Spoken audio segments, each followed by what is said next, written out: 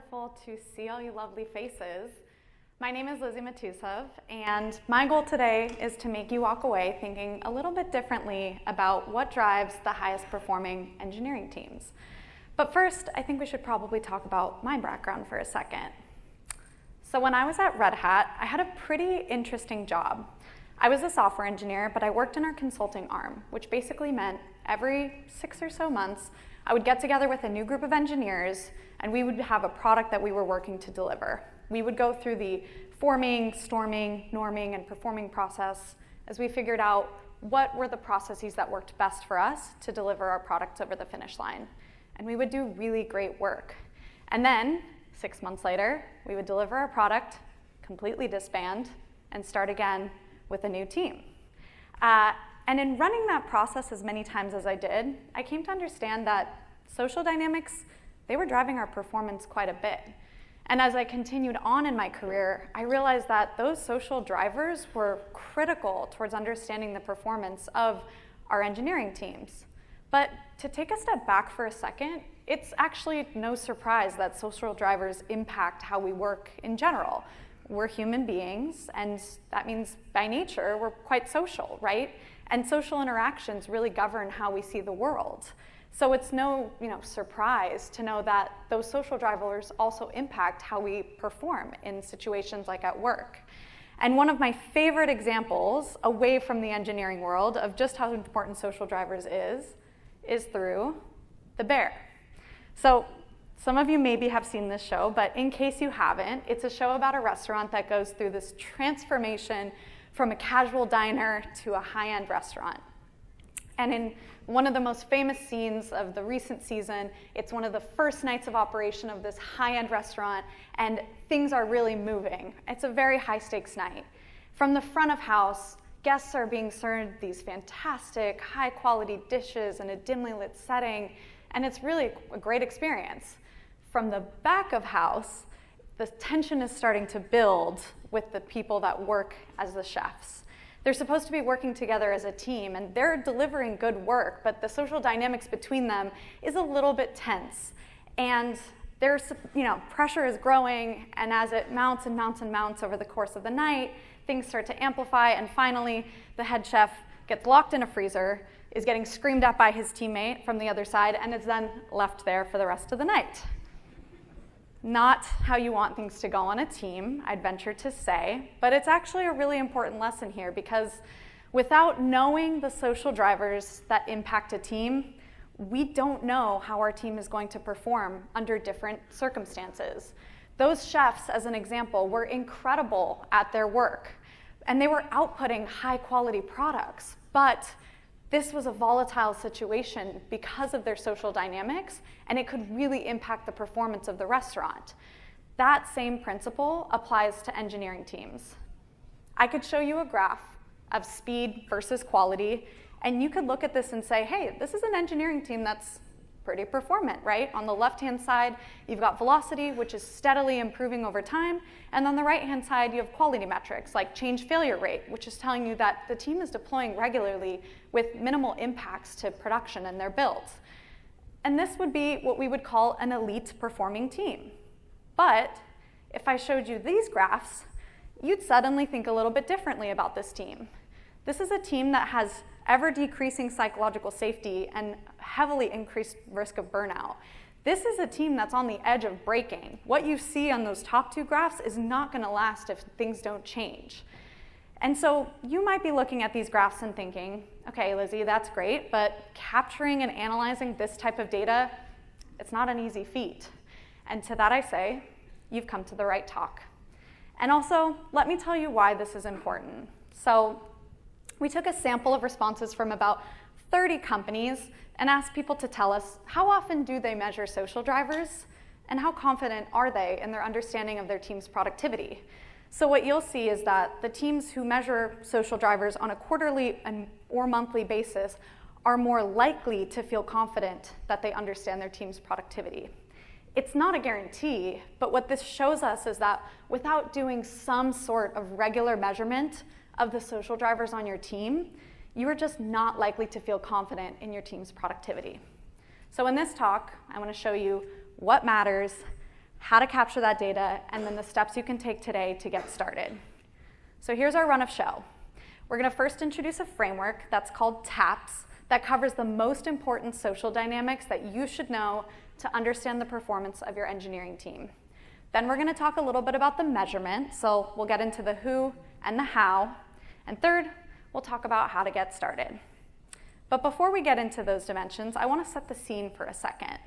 This is probably a situation that many of you have been in before, so it might sound a little bit familiar. But let's say that we're thinking about a software engineering team and they're working towards a big launch. Now, this is a really important launch, and it's going to drive a lot of revenue for the company. So no pressure, but a lot of pressure. They're getting close to the finish line. The launch plan has been written. We're on to sort of the final stages of development, and suddenly somebody discovers a bug. Now, we don't know what the impact of that bug is. We don't even know really the severity. We just know that it exists. So the question is, what does that teammate do? So I'm going to walk you through how that you should think about that, and I'm going to continue the story using what I call the TAPS framework, or the top 4 social drivers that you can use to understand the performance of your engineering team, which is trust, autonomy, purpose, and psychological safety. So let's start with trust. Trust is the belief that the people you work with are on the same page as you. It's knowing that the teammates that you work with are going to deliver on their commitments, share honest feedback, and support each other's work. So how does that story go when you have low trust versus high trust? Well, in a low trust setting, the teammate who discovers the bug, they'll share what they discovered to their team, but they're just not sure that they believe the team is going to take it as seriously as they need to. So you know what, they'll tell the team, but they're also going to go ahead and do their own discovery, their own analysis, their own research, and maybe form their own conclusion. The rest of the team is probably going to do the same thing. They're thinking, well, let me find out for myself because I'm not sure that I trust my team to have the right assessment of what's going on. And what you just heard was a lot of redundant work and a lot of wasted effort. If the bug is not high impact, then what that means is the team just wasted a ton of cycles all doing the same amount of research to come to that same conclusion. And if the bug is significant, then all that time that was spent doing redundant work could have been spent helping find a solution. So we're also just assuming as well that the team trusts that the individual has the right assessment of a bug, right? There's just as well could be a case where everybody says, listen, I'm not sure that I even trust this as a bug because you were the one that shared it. So it's not a great situation. But let's play out a high trust scenario. In a high trust scenario, the teammate will share what they've discovered and call together a meeting. They'll do some initial diagnosis work together, and then they will break up to do various pieces of the discovery, the analysis, and the triaging. And then the team comes together to knowledge share. Now they get to learn from one another, they get to pool their knowledge, and they're able to much more quickly identify and resolve the issue. If it's not an issue, then we probably found out pretty quickly. And if it was an issue, the team came together quickly in order to find a solution. Trust leads to open communication, faster problem solving, and less rework. It's what allows the team to break up, work independently, and then come together and share in what they've learned, knowing that they understand the whole team is on the same page. So what's some of the research behind it? Well, in 2019, a team of researchers at Google asked over 600 developers across 3 different companies to identify what factors impacted their productivity most. What you'll see in this graph is the top factors, starting from F1, moving down to F10, that predicts engineers' productivity. And highlighted in yellow are the factors that relate to how well they trust their team, which is 40% of the top 10 factors. These are things like people on my project are supportive of new ideas, or people who write code for my software are highly capable. These findings show us that trust is imperative in the productivity of software engineers. And before I move on, I do want to make a quick plug. Thanks to the great work of the QCon organizing team, the lead author of this study, Emerson Murphy-Hill, is actually doing a talk later this afternoon. So I'll be talking a little bit about some of the research, but if you want to dig into some of the latest findings, I highly recommend going to that talk as well. The impact of trust is extremely important when it comes to the performance of a team. So for team performance, you heard me share earlier about how it improves collaboration on the team, which helps make the team much more productive. From a product performance standpoint, you see increased product reliability and other downstream effects like decreased deployment time and decreased change failure rate. But what's incredible is that the DORA report in 2022 and 2023 found that a high trust culture correlated with a 30% increase in organizational performance. So now that we know that trust is a massive driver of performance on engineering teams, let's talk about autonomy. Autonomy is the ability of software engineers to make decisions independently about their work. The whole team's going to have a clear sense of alignment on goals and boundaries, but within the team, teammates feel empowered to figure out what makes sense, how to prioritize their work, and how to achieve their team's goals independently in how they see fit. So let's consider the story here. In a low autonomy ending, the team is often inhibited by process or permissions, which impacts their own ability to quickly triage and determine the severity of the bug. So this new engineer, or this engineer that comes in and discovers this bug, might have some ideas about what it could be, but instead needs to sort of pass it over to a formal channel instead of independently taking those first steps to discover how severe and what the impact could be. That means there's a delay in determining how important this issue is. So if it's not a big issue, then there was a small lag. But if it is a big issue, then it's possible that that was just sitting in a queue waiting to be looked at by a formal process when that engineer could have gotten started understanding what the impact is and come with a much richer discussion. Now let's look at a high autonomy situation. In a high autonomy situation, the teammate who discovers the bug is going to decide that this is an important thing to look into to understand the potential impact.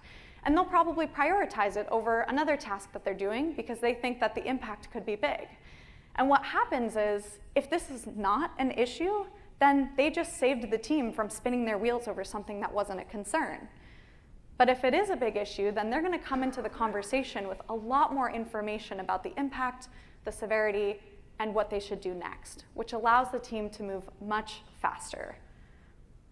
Autonomy is what gives engineers the power to solve problems faster.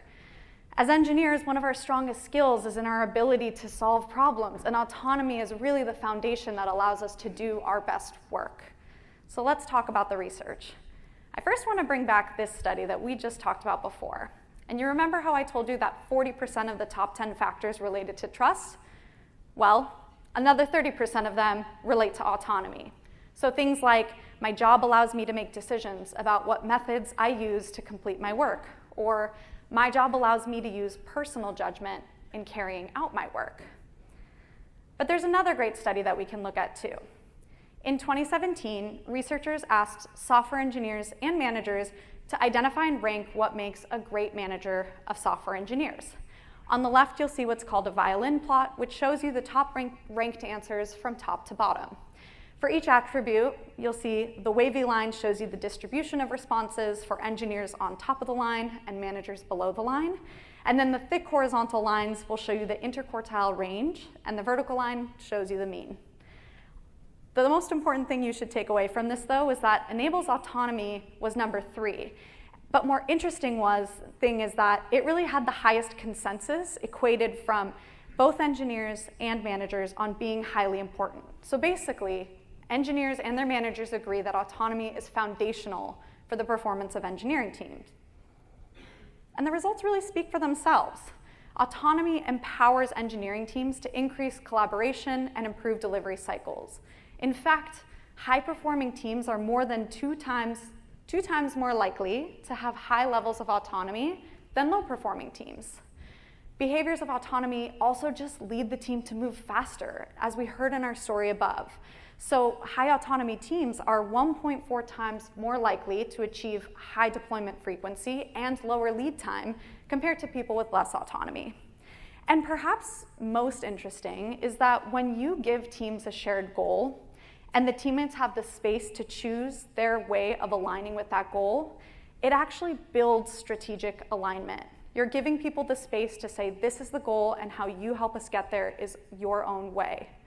And that's really important for helping to build organizational alignment towards the same goals for the year. So we've talked about autonomy. Now let's talk about purpose.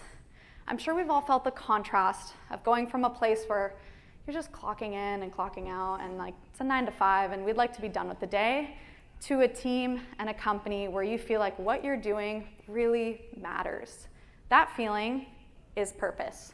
It's that clear, shared understanding of why a team's work matters and how it aligns with broader organizational goals. So let's talk about a low purpose ending. If you guys have seen Office Space, I think that is one of the most fantastic examples of a team that has very low sense of purpose. In this world, an engineer discovers a bug and they feel indifferent. Or worse, they're kind of annoyed because they're like, man, now I'm gonna have to work late tonight. I just really didn't want to be here in the first place. So they'll probably communicate the issue, but it's not gonna be with the same sense of urgency, right? And the team is probably not going to find the most optimal solution to resolve it because, quite frankly, if the team has a low sense of purpose, then they don't really care about finding the best possible outcome for their users. So you can see in my description how product quality suffers. Now, when a team cares a lot about the impact of their work, they're going to make sure that that work speaks for itself. So in a high-purpose environment, the engineer and the team will quickly come together to minimize the impact to their project and keep the team marching towards the deadline. They're going to come up with creative solutions to minimize impact to their end users because they really care about delivering something for their customers.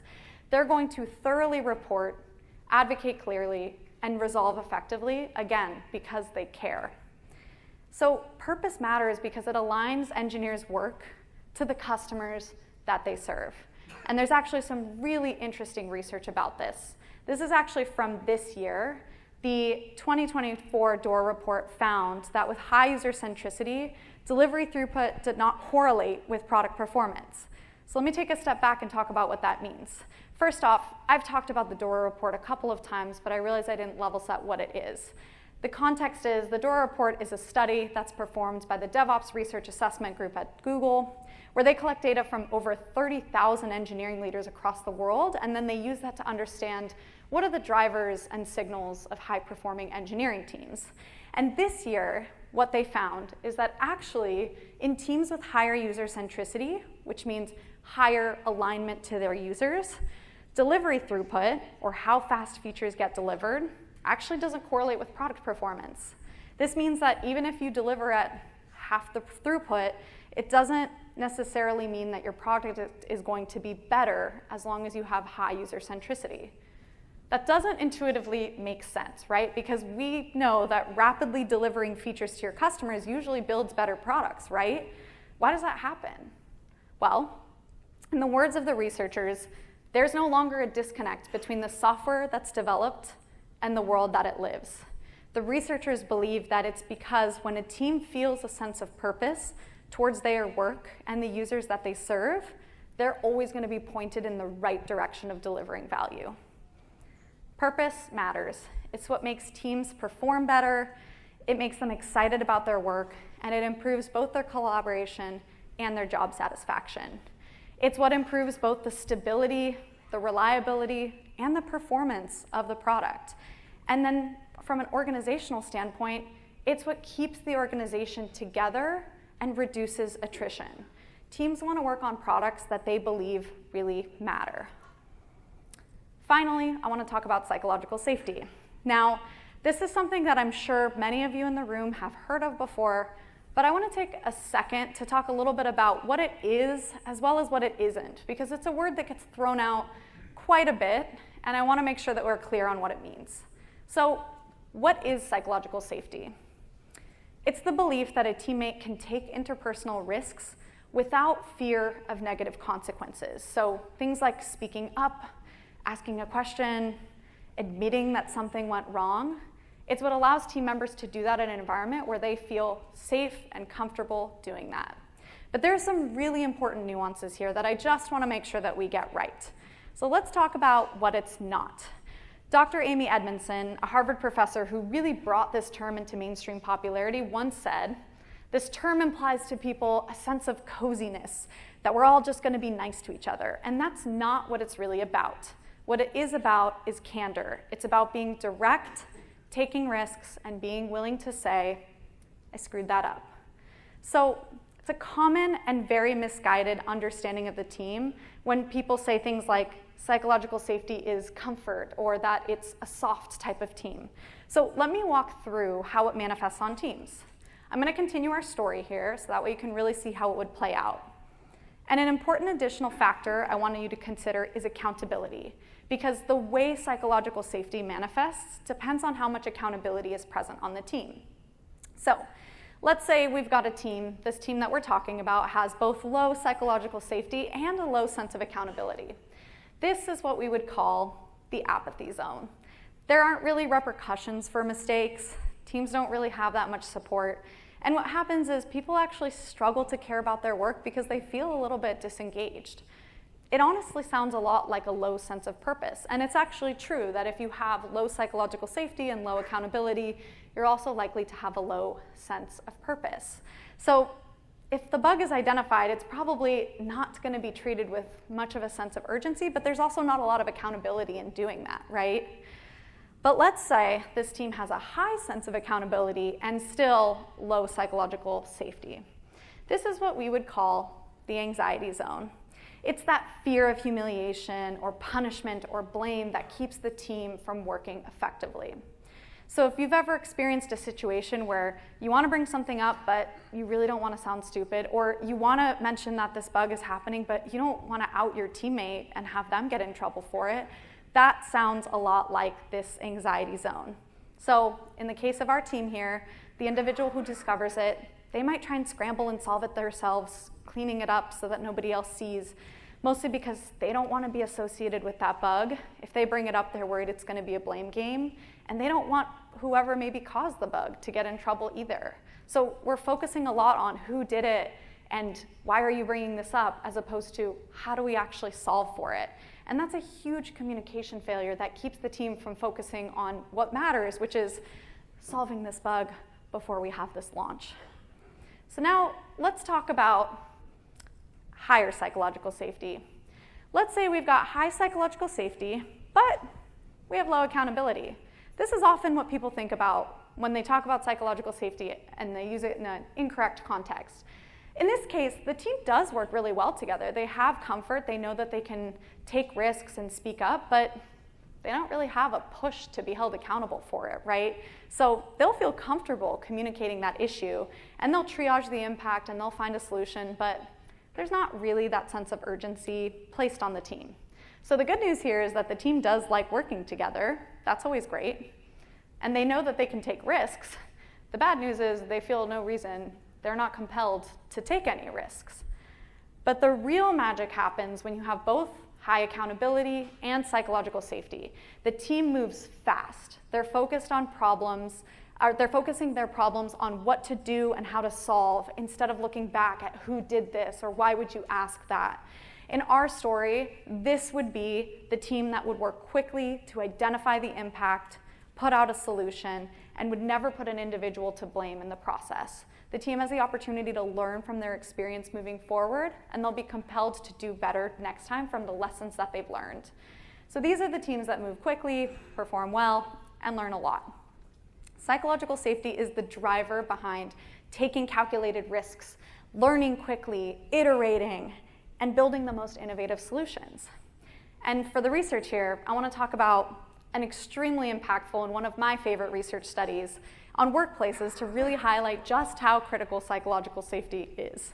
So, in 2012, Google endeavored to discover what is the most performant engineering team.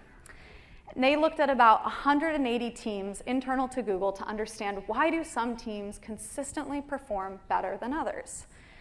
They looked at factors like team size, composition, management style, individual skill sets, so many things, and for a while it was just noise. Until they started thinking, what if we measure the dynamics that happen within those teams and bring that in as a data point? And suddenly they started seeing correlations. What they actually found was that these individual factors like team composition, individual skill set, managerial style, they were actually far less important than how the team worked together. And they discovered 5 key elements in order of importance from top to bottom that set successful teams up. At the top, you have psychological safety, followed by dependability, structure and clarity, meaning, and impact. Psychological safety was so important that they basically immediately created working groups to figure out how do they make every single team exhibit higher psychological safety so they could gain on their performance. And what's also really nice here is that you'll see some of the items we talked about from the TAPS framework are also covered here in Google's Project Aristotle. Another really awesome kind of way of showcasing the value of psychological safety is the 2019 DORA report. They evaluated which factors contribute to organizational performance and productivity, and what they found is that psychological safety is the only dimension that actually impacts both. So solving for psychological safety will improve not just the productivity of the team, but the performance of the organization more broadly. The impact is profound. Teams with higher psychological safety are up to 20% more productive compared to teams without it.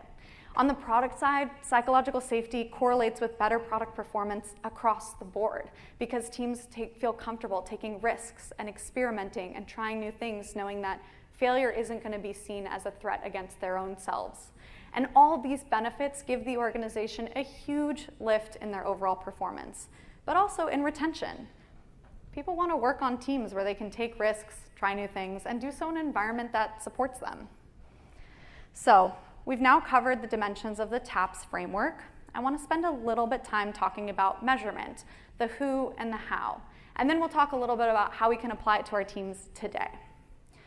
So let's first talk about who's involved in this process.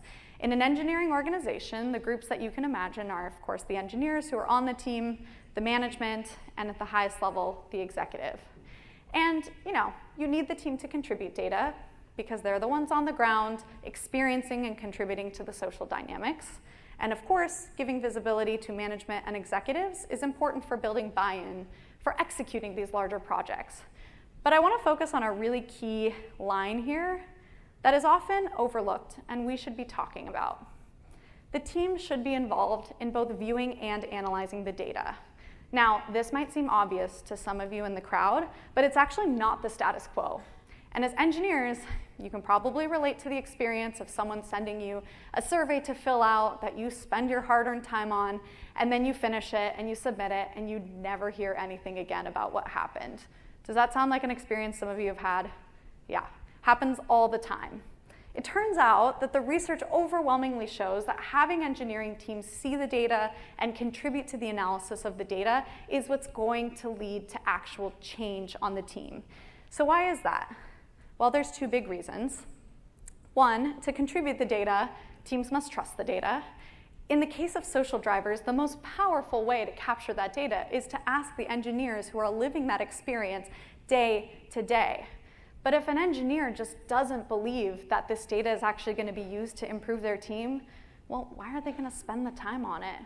And even worse, if they believe that that data could be used in an adverse way against their team, then they're certainly not likely to give authentic and honest responses. So this is something that was also highlighted in Nicole Forsgren and Gene Kim's book, Accelerate.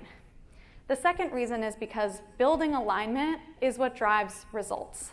When the team can weigh in on their perspective and build buy-in on what actions the team should take, they'll feel a greater sense of ownership over that work. And when they feel greater sense of ownership over the changes, those changes will get executed faster. We just talked about how autonomy builds strategic alignment by giving the team the independence to achieve an organizational goal in the way that they see best. And the same thing goes for driving these performance improvements more broadly. The more you can give the engineering team the opportunity to build alignment in their social drivers and how they work, the better the results will be. So now that we know who should be involved, let's talk about how to actually measure this data. Now in my work, I've talked to, thousands of engineering leaders, and sometimes I'll ask them questions like, hey, how are you guys measuring these social drivers today? And a very common answer that I get is, oh, we do it in one-on-ones. Now, if you guys have experience with one-on-ones, which I would venture to say at least 80% of the people in this crowd do, then you probably know something about how those agendas might go. So in a 30-minute discussion, let's say, you've got to talk about your holiday PTO coming up. How's this upcoming project? Any challenges, any blockers?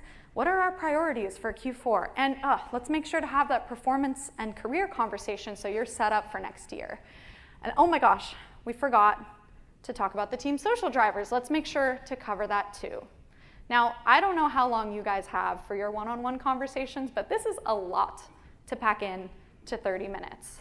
And that's a problem because what that means is that it's rushed and the team might not be getting the space to really think about the social drivers that impact them. But worse, it's unstructured, biased data. It's unstructured because you're probably not going to be listening to people compare apples to apples. What you'll be hearing is, well, here's a story of how trust was impacted in my engineering team.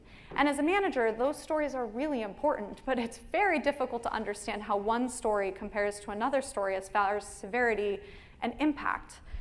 And more importantly, we're asking teammates to exchange information on social drivers with another human being. So you have to assume a certain level of social drivers being present in order to have that conversation. But if you think back to psychological safety, if you have a team with low psych safety, a teammate's going to feel hesitant bringing up some of these situations because they don't want to get another teammate in trouble, or they don't want to look like the person who is bringing up all these issues and causing nuances in the team. So in an honest search for information, the strategy of one-on-ones is actually not a very effective way to capture this data.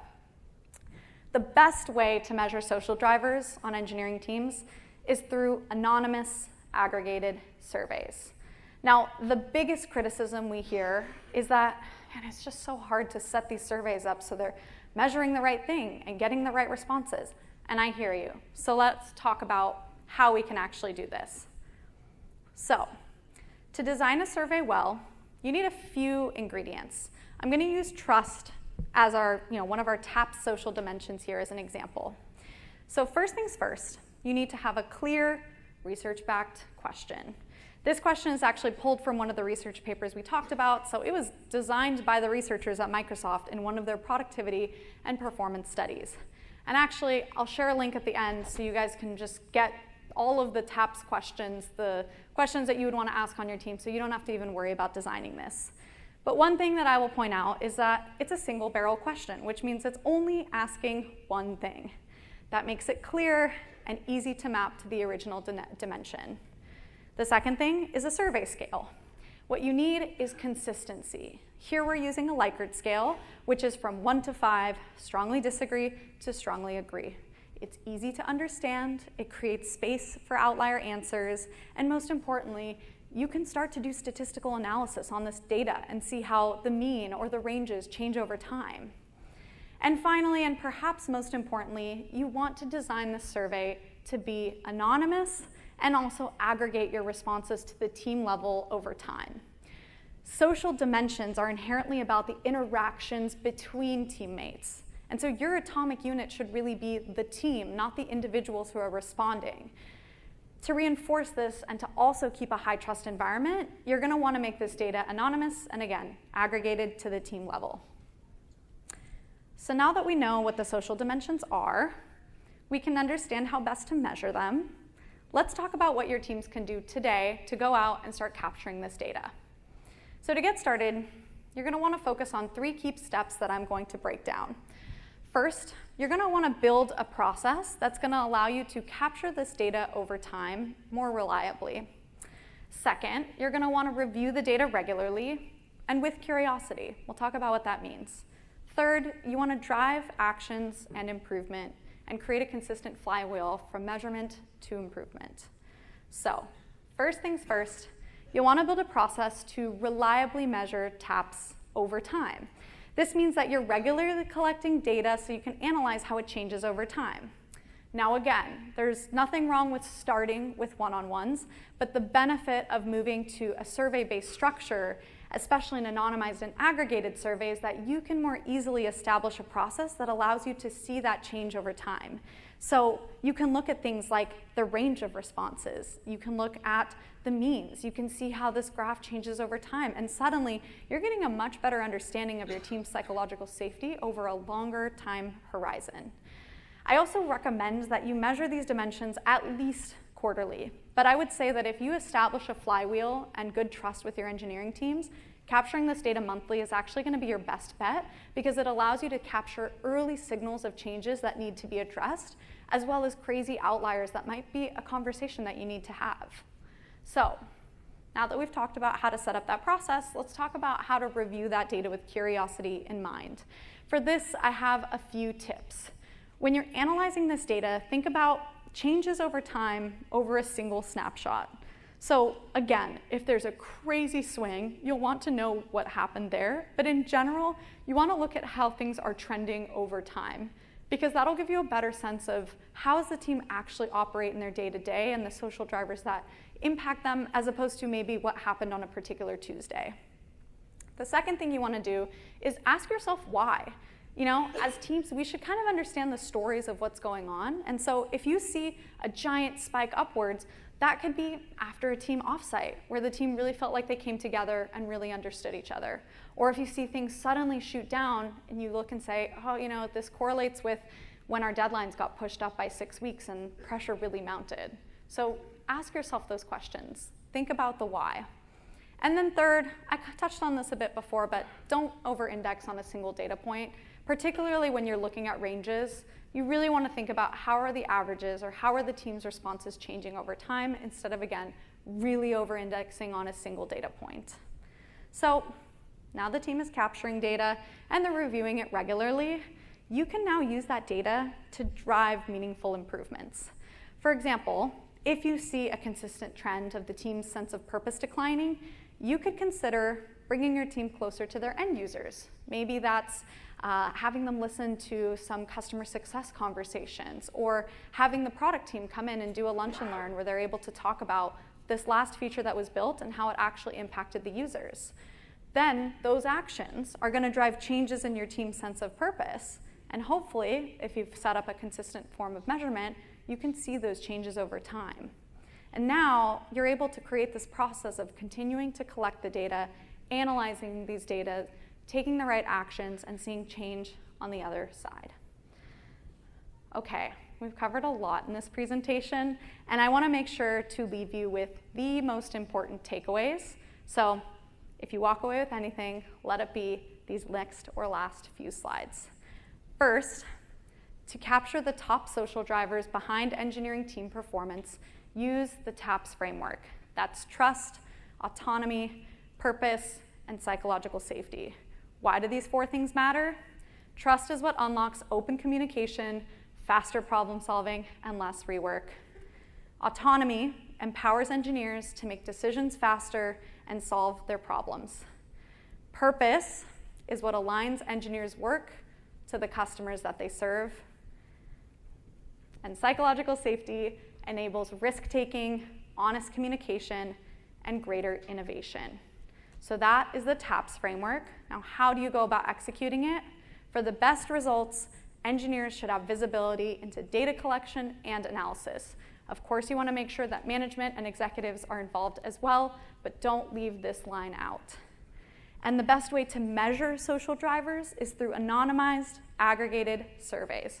One-on-ones are a great place to start, but if you really want to kick off that flywheel of moving from information to action to measurement, you're going to want to use a consistent measurement technique like surveys. And to get started today, teams should build a consistent process, review the data regularly, and of course with curiosity, and drive actions and improvements. When we know the top social drivers that impact a team, we can create a happier and higher performing engineering culture. Thank you guys so much. To dig in a little bit further after this talk, I mentioned earlier that you can actually access the survey questions for the TAPS framework. So if you guys just want to grab that, start measuring it on your team, be fantastic. You'll also be able to access research from this presentation and more, and other topics on engineering leadership. I put my email down below. You can also come find me afterwards. I love this topic. I'm so glad to share it with you guys, and have a wonderful QCon.